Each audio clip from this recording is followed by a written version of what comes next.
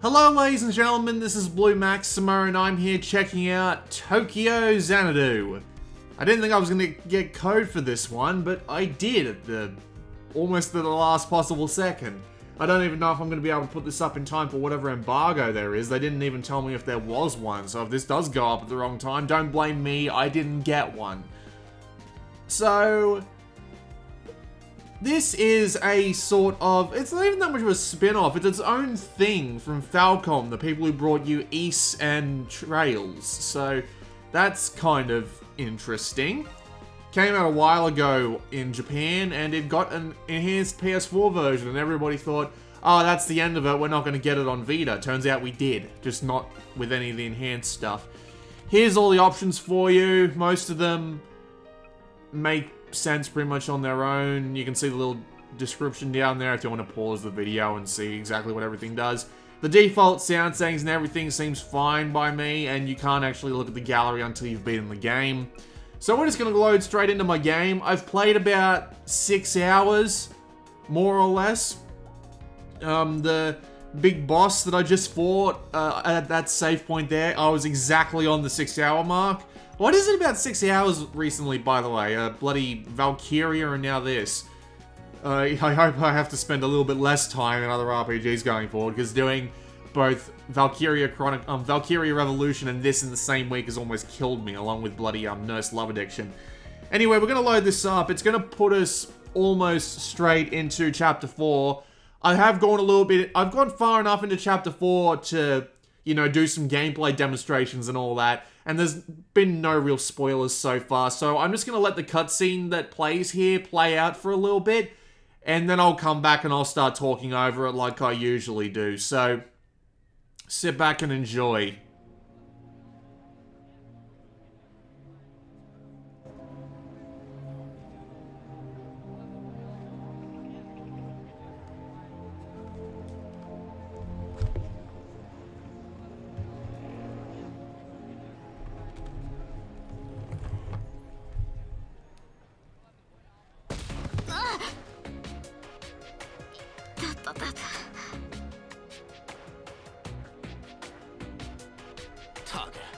やってくれたな。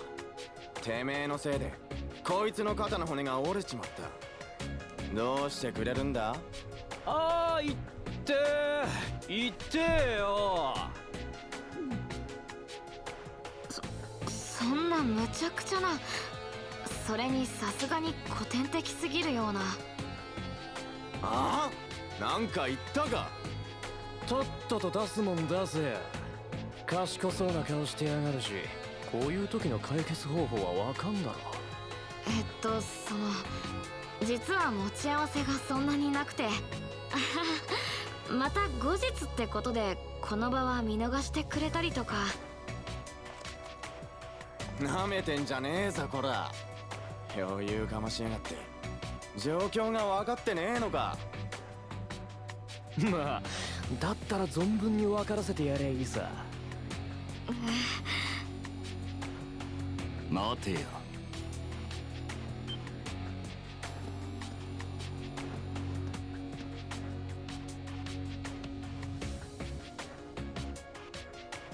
見ないうちに変わったな、お前ら。そんなくだらない真似、どこで覚えやがった？あんたは。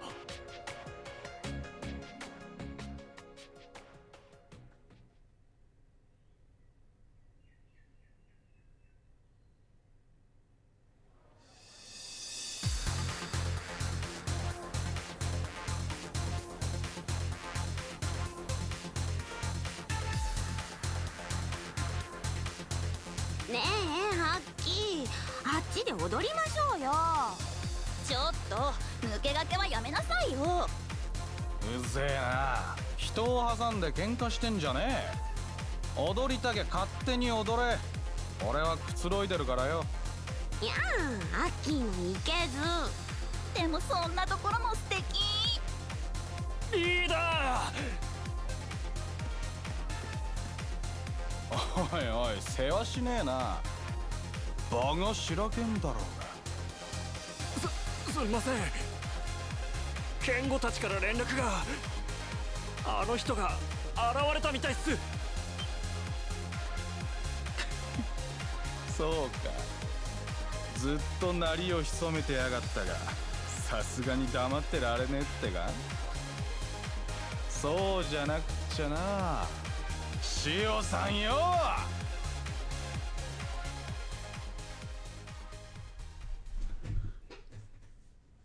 Alright, for whatever reason, the game decides to just play the intro video at the beginning of every chapter for some reason, so I'll just skip that and I'll let a little bit more of this cutscene play out so you can hear the voices of the main cast.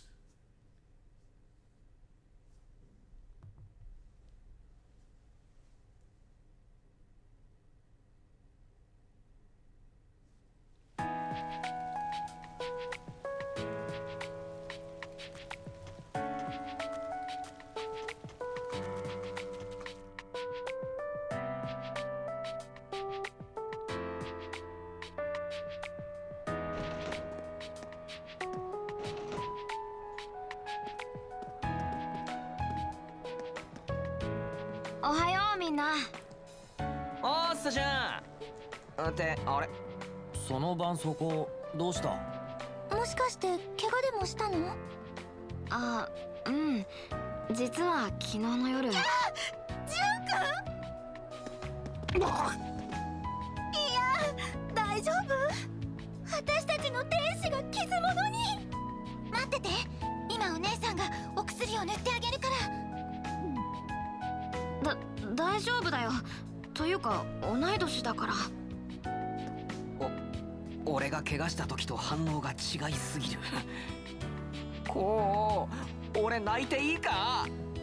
やめろ、鬱陶しい。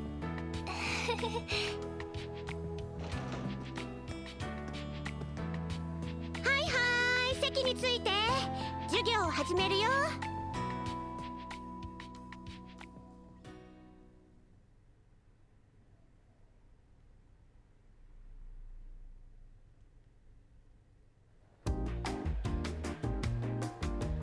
不良に絡まれたか。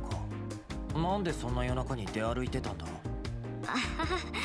買い物をしてたら遅くなっちゃって、急いで帰ろうと走ってたらちょっと肩がぶつかっちゃって。はあ、それで因縁をつけられちまったわけか。そのくらいの怪我で済んで本当に良かったね。うん、それが実は助けてくれた人がいてさ。3年の高畑先輩って知ってる？あの人なんだ。高畑って確か。高畑塩か？学園最強の不良じゃねえか。あんなのが助けてくれたのか？僕も驚いたけどさ、いきなり現れて一睨みしただけで不良たちを追い払ってくれたんだ。ちょっとかっこいいと思っちゃったよ。あの先輩がね。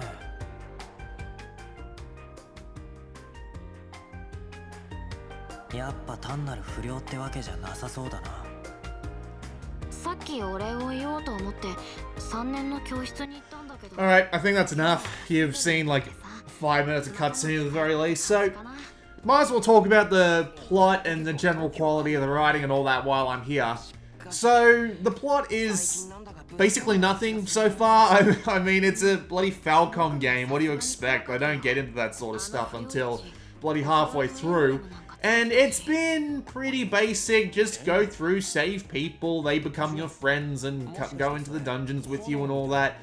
Nothing particularly out of the ordinary. By the way, that girl in the background looks really sure, like she's just standing on the desk and moving about like a bit of an animatronic or whatever.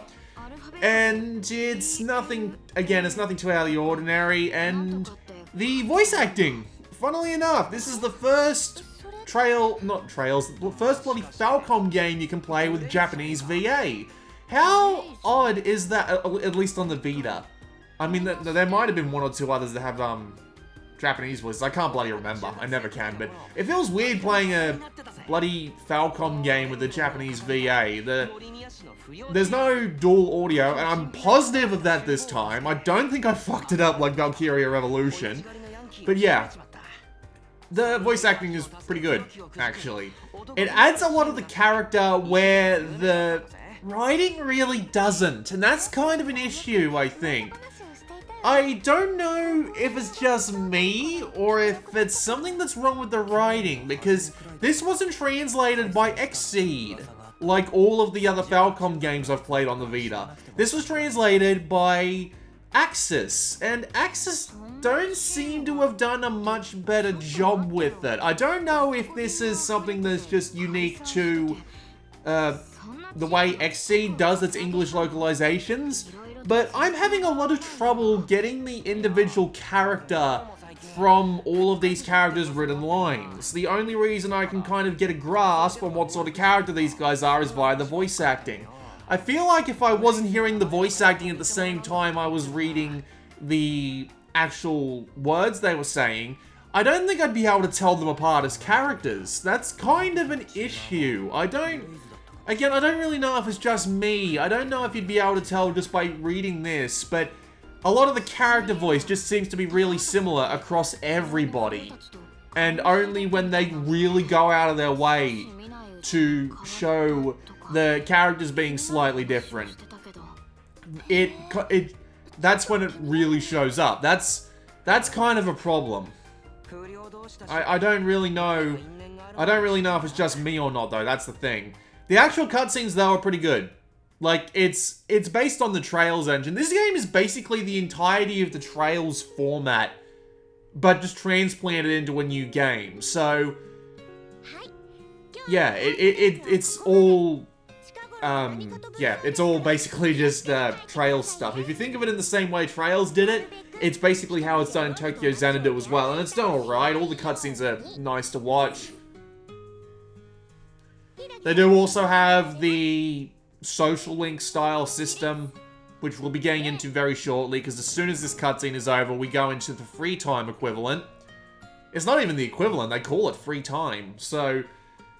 We're not actually going to go and do, like, the character social events right away. We're going to go straight into the gameplay, because I do happen to know where the free dungeon for this area is.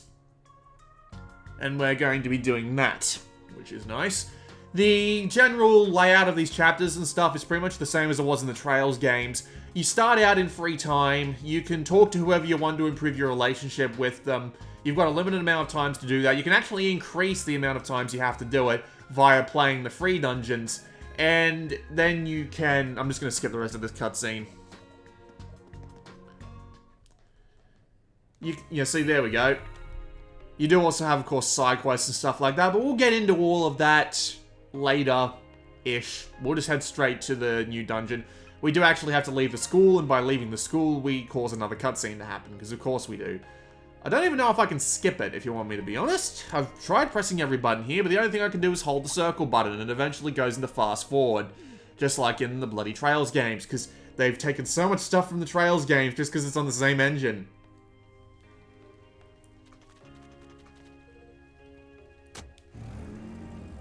Whoosh.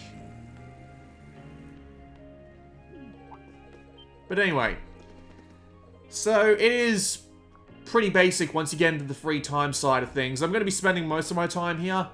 I won't be going into any story stuff or anything like that, so don't worry, there's pretty much nothing in the way of spoilers in this video. So we're just going to head straight to Morimiya's shopping street, and we're going to hop straight into a dungeon just so you don't have to sit around watching me fiddle through all the menus for 30 minutes. We can save all that for after we come back from this dungeon. So once you're in free time and you walk into an area like this, you get this echo signal, and if we get close enough to it, we'll be able to find the dungeon and go straight into it, which will be a good idea. You can also replay any dungeon you've been to. Well, apparently I'm not going in the right direction. I'm going to assume it's down here. You can replay any dungeon you want, which is nice, because it's good for level grinding and stuff like that.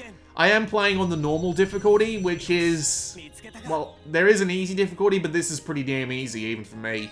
I'm not that good at the game, but...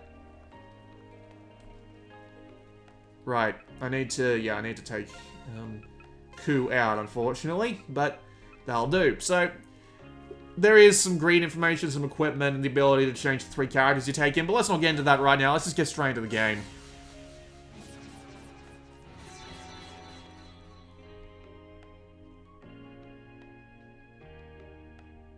Loading times aren't bad.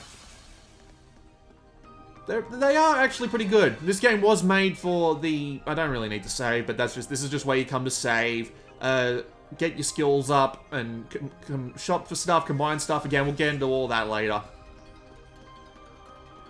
You can also do that out in the main world, obviously.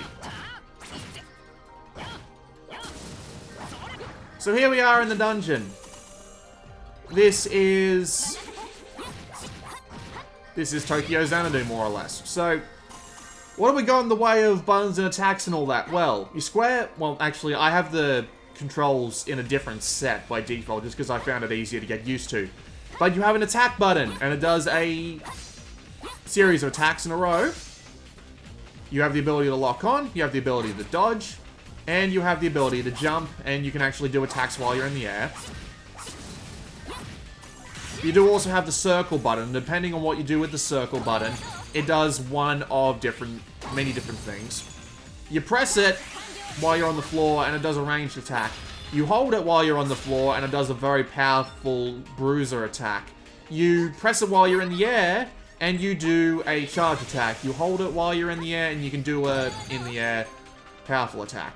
You can see I've got a little bar down there, which is my mana bar. It recharges somewhat slowly, but you can increase how fast it recharges via the usage of regular attacks. So just swapping between the two when you're not absolutely just running through the enemy. That's generally the best thing you can do. Enemies have attack resistances. Well, enemies have resistances, and they also have, like, resistances to either magic or regular attacks. So the idea is, you want to swap to the character who has the resistance you're looking for, but they can also be resistant to just regular attacks and magic attacks. And, of course, you want to dodge out of the way, you try and hit them, and take them out. You can take them out faster if you're the right element, which you get via locking on, which is a nice thing to have, because in this game, enemies that look the same can have different resistances between dungeons, and it kind of sucks. Because you end up going up to a specific monster thinking, oh, I can just hit it with X character and they'll take damage. Nope, doesn't work that way. But thankfully the game does actually warn you if that's going to be a thing, because, you know, you can lock onto them and all that. So, that works for me. Every character works pretty much the same. They do all have some basic, like, differences, but, like, nothing that changes the game too much. Like, Ku, the character I've removed, has a really wide arc. This lady here is really good with her fists, so doing her in-the-air attack like that is actually really useful with her.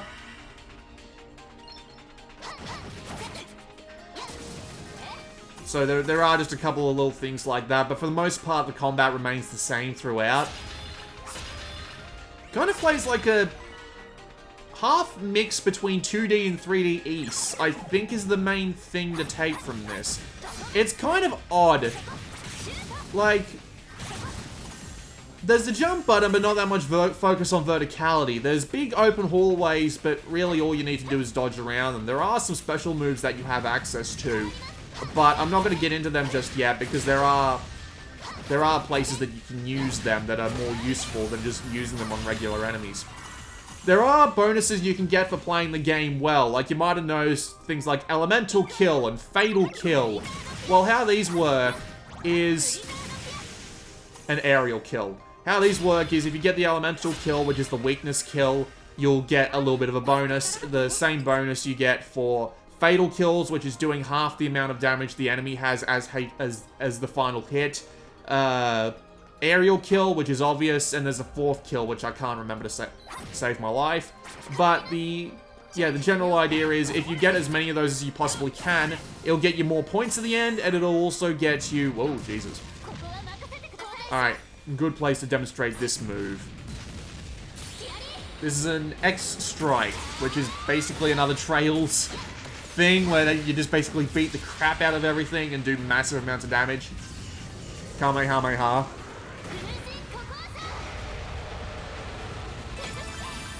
And they're both dead, and I get lots of resources for it. You do get points at the end of the level, and once you get the points, well, the points lead to a letter rank, and of course you level up and all that. You'll get to see what the X Drive is fairly shortly, I imagine. The dungeons are all pretty short, actually. So, you spend... Well, you don't spend a lot of time in, outside of them, but you do kind of spend a lot of time outside of them.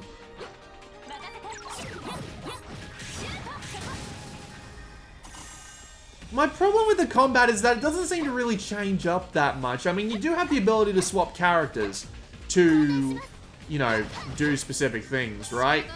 To have specific combat styles. But again, with the resistances working the way they do, you have to bring along the right characters in order to do your resistances, because they'll actually give you bonuses at the end of the day. So you can't really take along who you want.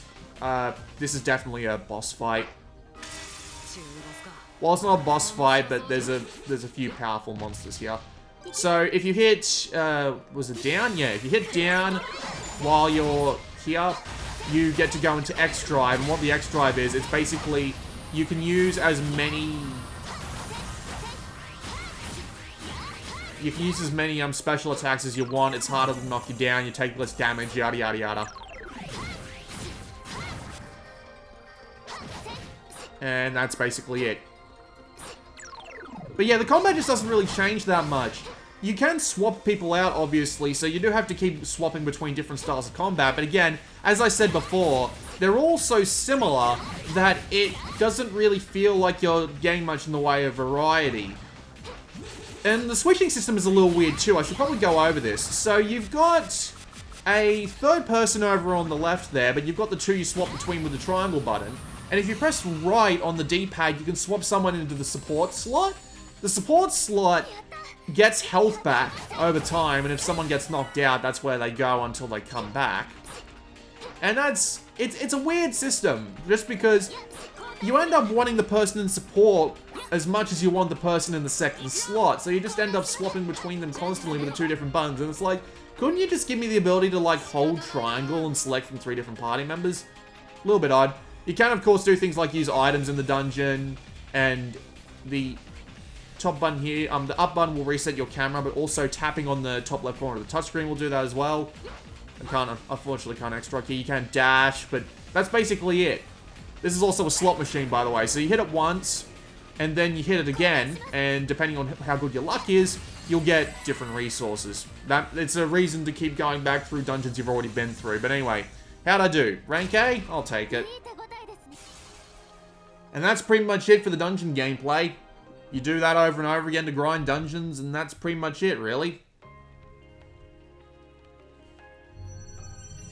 So yeah, there it goes. And I can go back to that anytime I want via the main menu. And I've got an affinity point thing, so I can go and, like, talk to a character.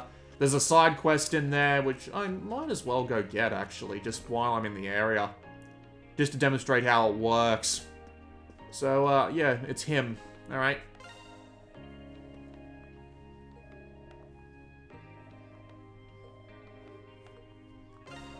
Alright, I do actually have to go and look at the Niar system. So, let's go have a look at the Niar system while we're here.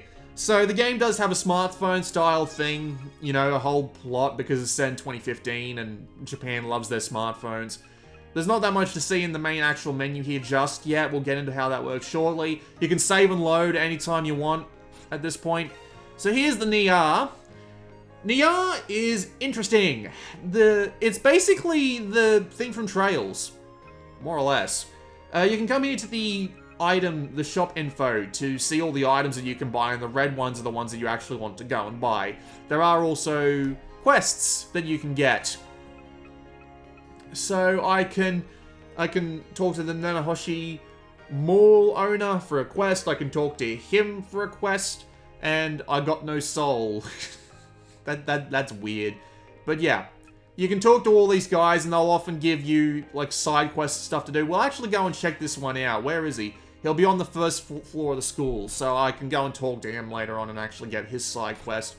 You got a battle history here with all your different scores and all that. You have your friends, which is how everything here, how your relationships with all your friends are logged, and there's a bunch of other students that aren't here as well. It feels very Trailsy, where there's a bunch of different people you can talk to, and they're all doing different things. There's a cooking system, because of course there is.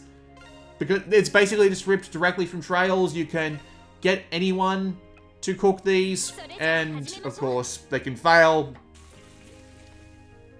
So yeah, I just got bacon and eggs, but as you can see, there's a bunch of different ones there, including recover 200 HP or insta-death. There's books you can read.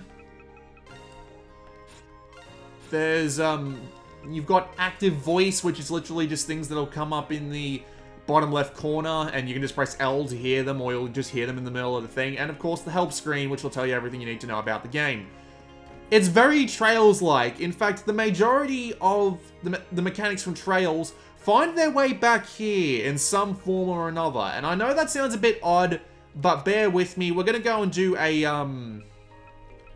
we're gonna go do a social event and find that quest giver guy before we get into how that works. So, yeah, he said he'll be hanging around on the, was it the first or the second floor? I don't remember, but anyway.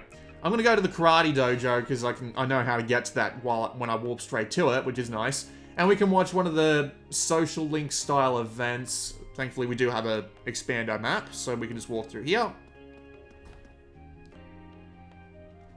We can talk to him.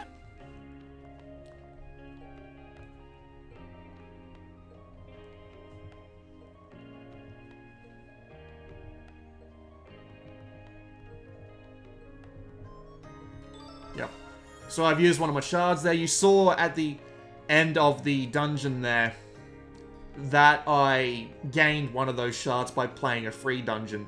I don't know if that only applies to playing the actual dungeon or the, brain work with me here. I don't know if that applies to playing the actual, the one free dungeon that shows up in that free time, or if you can play every free dungeon and get a free shard, because that would be overpowered. But yeah, I'm pretty sure it's just the one from the one you can find. As you can see, the sort of spending time with your friends works exactly the same way as it does in Trails. You just spend time with them, and it works exactly the same way. It even has these little screens here, which is nice.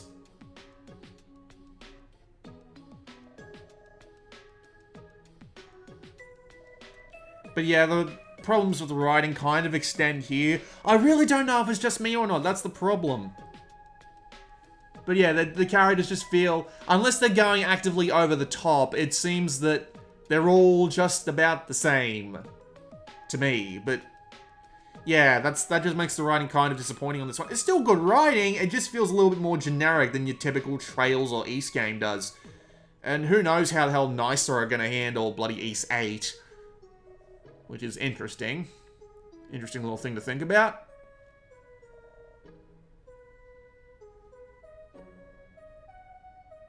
Still, it's got all that Falcom charm in the voice acting and the cutscene direction and, well, the combat. We'll get back to the combat once we're back in the dungeon. And it, well, how do I put this?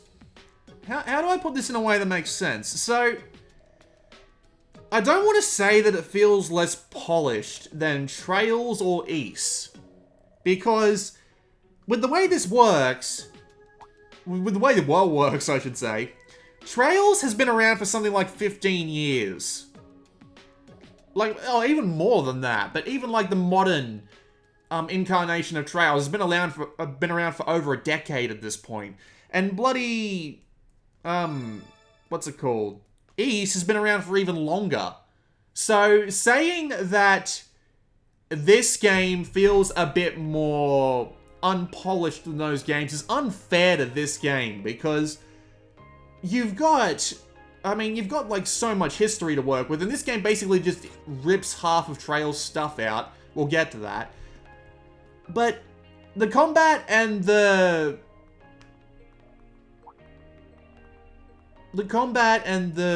whole story build-up and the environment, it still feels like a Falcom game. but it feels like a less polished Falcom game, which is unfortunate. So yeah, we're just talking to him to get the quest before we go and do our menu diving, because we have to. Yep, he wants us to go to Memorial Park, which has a dungeon in it. So we can actually go and do that dungeon now, and we can get the quest reward from that. But we have to do our menu diving first. So, about time we started on that. So if I hit start, I can go to my equipment, and armor, shoes, and accessories. These all work exactly the way you would expect them to. They give you a bunch of stat boosts. You can buy all sorts of different kinds of accessories and stuff from all the different shops in the game. You press X on the gear, and doesn't this look familiar? It's basically an Orbital. Like, I don't know how you can mistake this for anything else, but you can see you've got a Master Core, which you can't change. You can change what's in here for extra things. You can see all the stats down there being affected. You can unlock stuff, but we can't do it from here. Just because it's a menu, we can put more stuff in here as well. I might as well put in some stuff for him too, because why the hell not? There are free slots, and there are free slots, and there are slots that are locked to a specific thing. And of course, when you play the game, you get materials, and you can use these materials at one of the many different shops. We're not going to be doing that from here, because we can do it easier from the... As you can see, the Moonlit Garden there has an exclamation point. We can do it while we're in the actual thing, but there are places that we can go. Like, for example, there's the...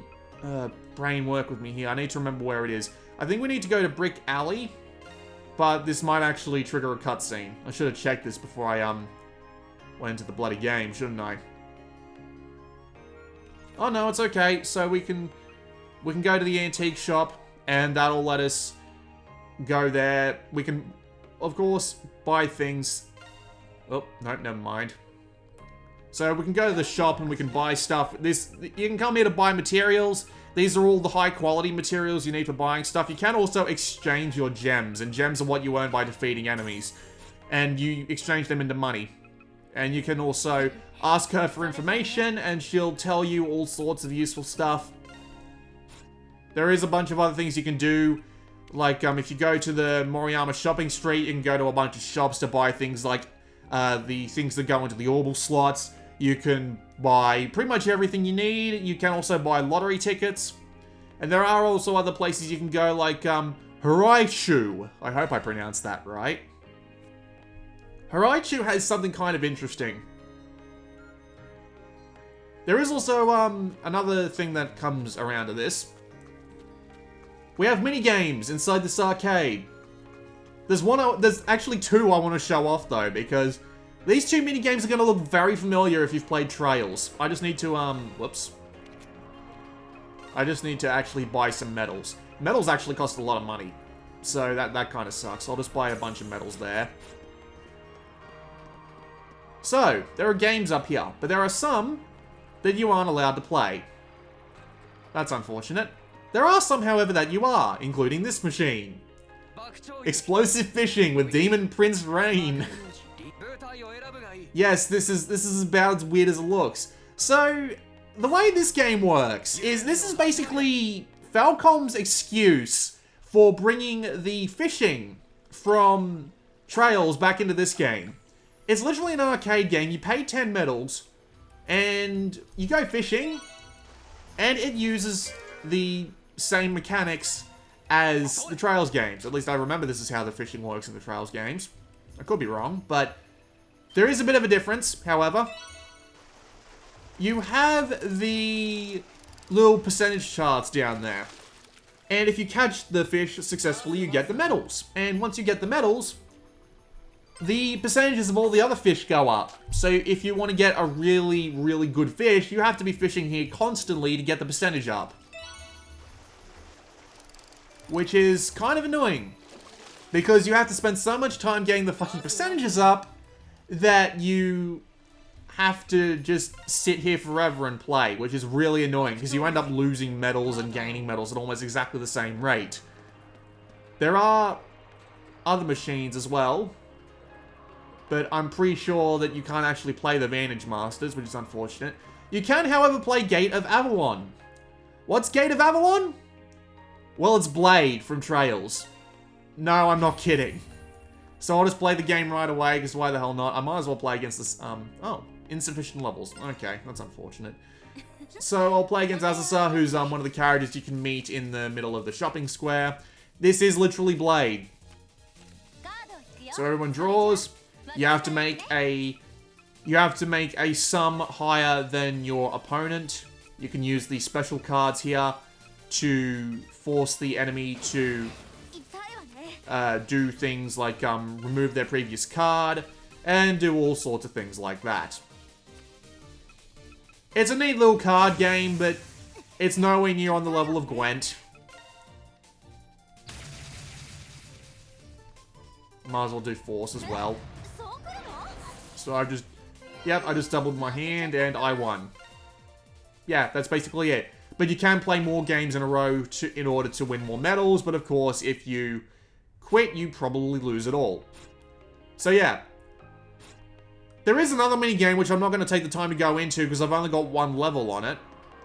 Oh, there are a couple of other machines here as well. But yeah, see, I can't play this one for whatever reason, but I can play this one, which is literally just whack-a-mole. Like, see that little screenshot there? That's what it looks like.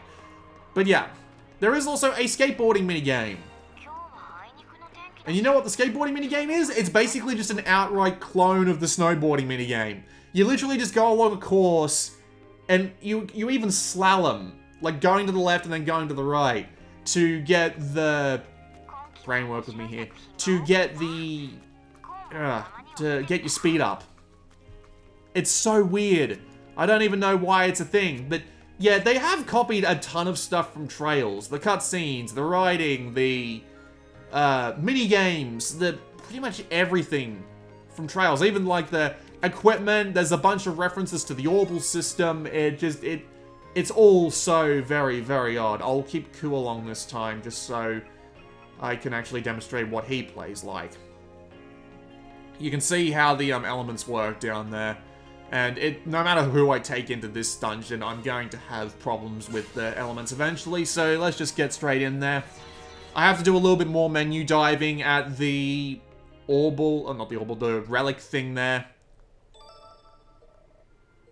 So yeah, basically I just have to finish the stage in order to get the quest done. So we can come to the camp and formation here to change that. We can come to the shop here to buy things like new armor and talismans and potions and stuff like that. Of course, you can use these all in the middle of the stage and all of this stuff here too.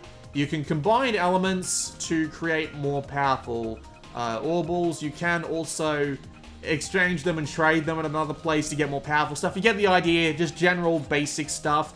You can upgrade your skills here, which is the powerful attack, the in the air charge attack, and just all those typical things and make them more powerful. So yeah, I've now got Anchor Slide better, and you can do that with every character as well, and you can of course change their grid from here, so I can unlock this Orbital slot, and I can put something, I can upgrade them as well. It's really basic stuff, it's nothing too out of the ordinary, so let's just get back into the gameplay. And when this level is done, I will go and show off a boss fight, because boss fights are fun. Except they're really not. It's just the...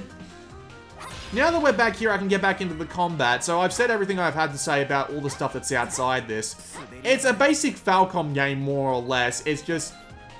I'm just slightly disappointed by the, Yeah, I'm not going to be able to beat these guys, with what I have, but... Whatever. So what was I was basically summing up the outside of the game, and... I don't really have anything wrong with the outside stuff, except the writing seems to be a little bit weaker than your typical Falcom fare, but that might be an Axis thing and not a Falcom thing, because I don't want to give Falcom too much shit, because I can't possibly know who's in the right and who's in the wrong on this one, but yeah, it's okay, it's still passable, it's nowhere near as bad as, say, Nurse Love Addiction's writing in that sense. There is still a little bit of character going on in there, but I don't know, maybe I've come to associate Xseed with Falcom, and seeing something that's not Falcom style, that's not Xseed style, is making me think it's not Falcom style. I can't know for sure, but anyway. So we'll get back to the combat now. I can give a little bit more in-depth thoughts about that. And the combat is still fairly enjoyable. I got no... Well, I do have problems with it, but I don't have any major gripes with it over the long run. It seems perfectly fine by itself, but I'll come back to that point I made earlier that it feels weird playing a game that's basically a new series while A, still taking the majority of the stuff that the Trails series has and using it as, like, sort of stand-ins for your regular systems, but then still not feeling as polished or anything like that as Trails is. It just feels really odd to me that that's a thing.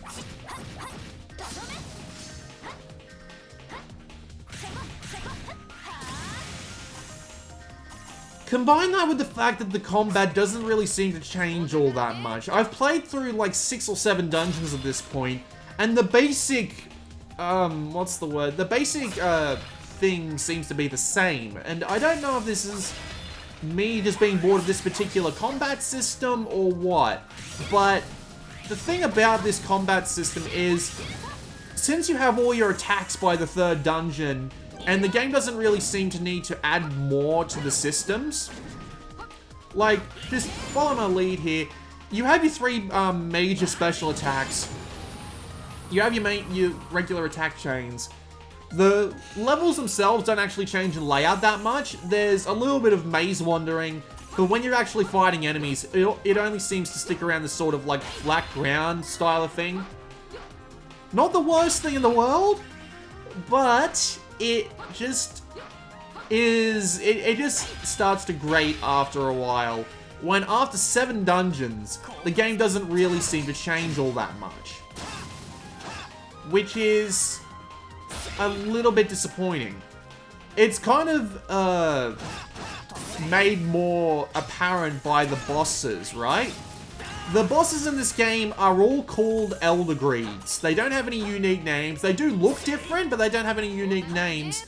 And again, for the most part, fighting off the Elder Greeds is literally just, well, just hit them as much as you can, more or less, and dodge out of the way of everything.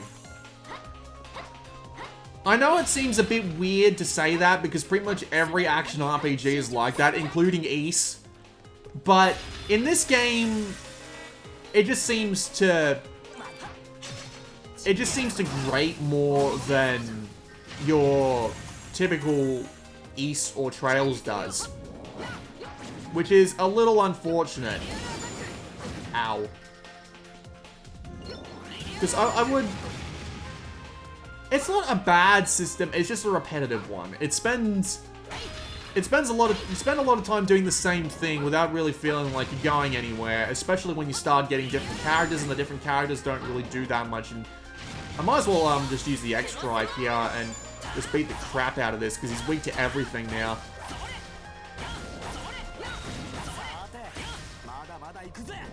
I don't know why he said, okay, let's keep moving, when the enemy's clearly not dead. He does that a lot. A little odd. So yeah, it's repetitive.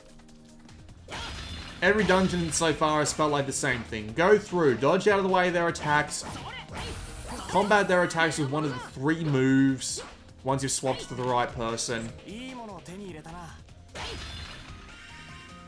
Wait, I missed a drop back there. And just break everything inside and just move on. That's basically what this game is in a nutshell. If you find games like that repetitive, I would suggest not picking this one up, but it's still a fairly good combat system. Dodging does give you iframes, so it does feel satisfying to get out of the way of an attack on time. I suck at it, but it's there. The game does have high difficulties, so maybe if I'd put it up to hard, you can't put it up to Nightmare, which is the top difficulty, and I believe there's a 5th one on top of that, so I'm going to assume that you unlock that after the game's done.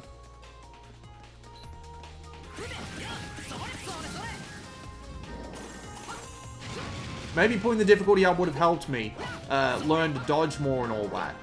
like, no arguments from me. Because again, I am playing on normal, and it's not the hardest game in the world by a long shot, so... But I am still enjoying the combat, despite it being repetitive. I just find myself wanting to put it down more often than not. Unlike with these, in which I can just, like, continue on for bloody ages. It's still okay. It's not as polished as your typical Falcom game, but I still find myself enjoying it. I dodged completely backwards. I need to go to the Prometheus school of learning how to run away from things.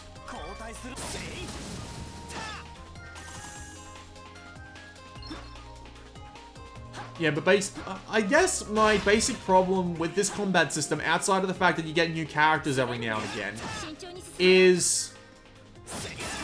You've seen everything there is to see by, like, dungeon number 3, and the game's barely even started at that point.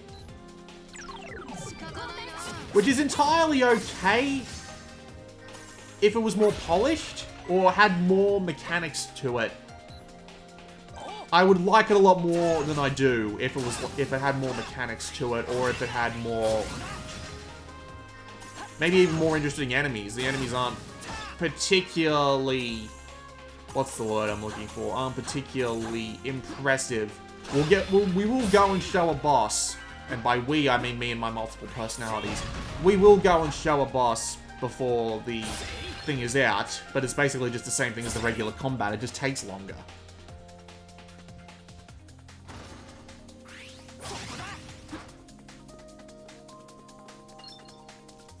Still fun, though. In the grand scheme of things. Oh, great. It's one of these rooms.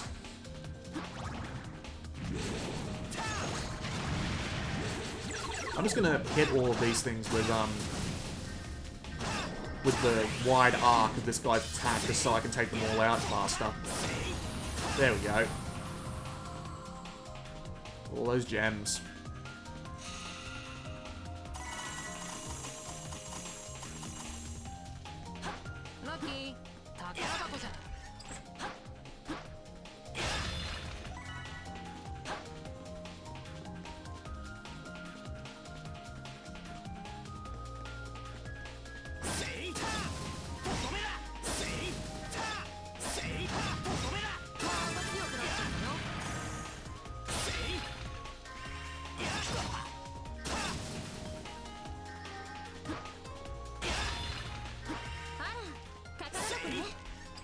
Alright, well, you've seen how the dungeons end and how the side quests end and all that, so what I'm going to do is I'm going to load straight into the boss fight.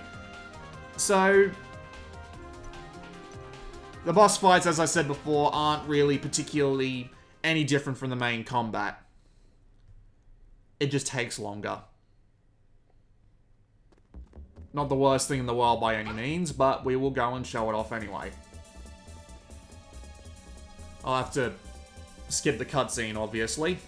Look away until I say so if you don't want... Oh, well, no, it doesn't really... Oh, yeah, Astral Widow. It does have a name. My bad. But... as you can see, now it's just called the Elder Greed. Like, why? I'm not going to claim to know why. This boss does kind of have a little bit of a gimmick where if you let these things get too full up, he'll start taking less damage, but still, it really is just follow him along and just beat the crap out of him nonetheless. Bit spammy, bit not as impressive as your typical like East game. Really, I'm looking forward to East 8, by the way. I keep thinking of East when I'm playing this game because this really is just like a bit of a mishmash between 2D and between the 3D East games. Like compare. It's like an in-between between East Origin and East Memories of Celceta, is what I'm trying to think of.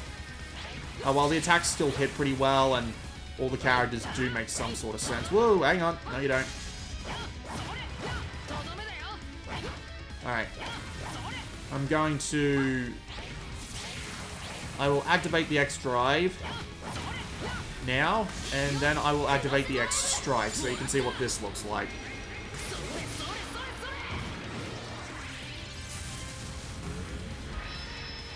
It should also do a bunch of damage to him, which will make this fight a little bit shorter.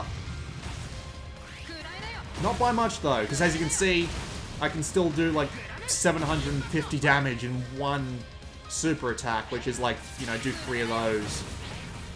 And I've met the super attack. It's really is just kind of spammy and annoying in my personal opinion, but oh well.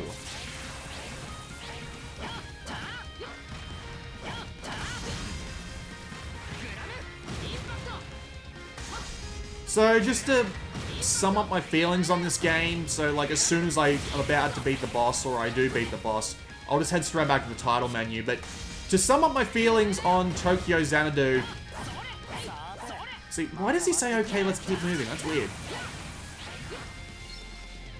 To sum up my feelings on Tokyo Xanadu, it's nice that Falcom are trying new things, but at the same time, it just feels kind of odd that they're so connected to Trails to the point where they end up doing, like, the same thing. To the point where they end up copying half of the stuff from Trails to make it work here instead of making its own universe. It's still that enjoyable style of Trails game where there's a lot of characters and they all do their own thing, and it does feel like a world that's lived in. And it's got the nice combat as well, but it's fairly repetitive, simple combat. There doesn't seem to be much in the way of new mechanics and stuff. Right, yeah, I'm gonna pull him out. They heal while they're in the support slot, so that'll work out alright for me, at least.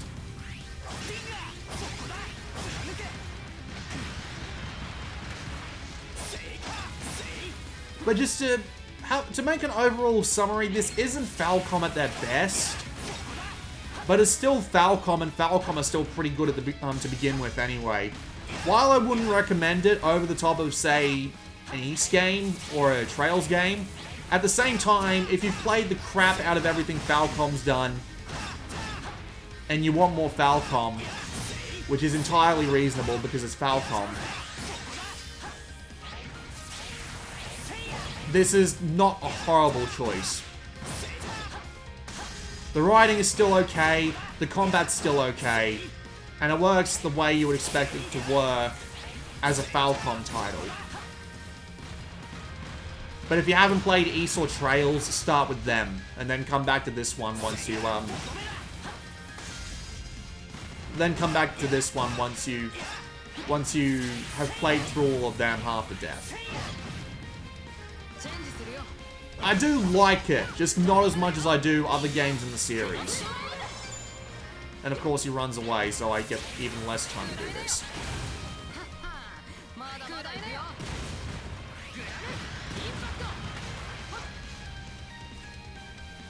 So yeah, it's fine. It works, just not as well as any of Falcom's other fare. Right, we'll just skip the cut.